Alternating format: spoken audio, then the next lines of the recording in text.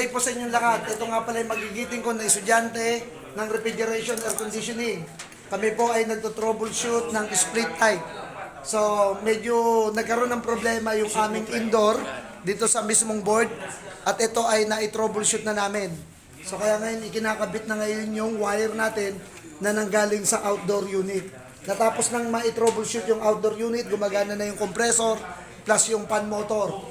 Dito na lang po sa ating circuit board. At tingin ko naman ay unti-unti na nilang naiintindihan gawin at naayos na po yung mismong trouble dito sa circuit board. Kaya hintayin na lang natin to na gumana.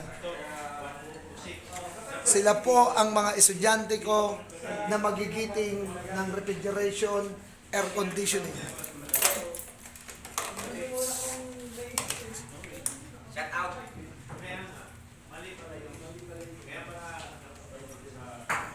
Okay, so ready na.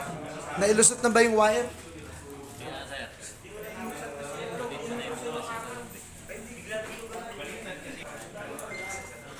Ayan, okay, so ayun, narinig na natin. Gumagana na yung fan motor, gumagana na yung ating evaporator. So kakargahan na lang natin ng refrigerant at kitang-kita naman na tumatakbo na yung ating compressor at fan motor. At ganun din yung ating indoor unit.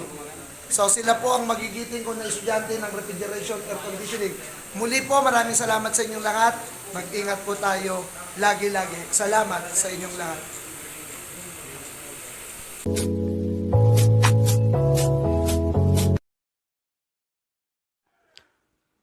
Like, share, comment, and subscribe to my channel. Pakipindot na rin po ang notification bell para lagi kayo updated. Thanks for watching!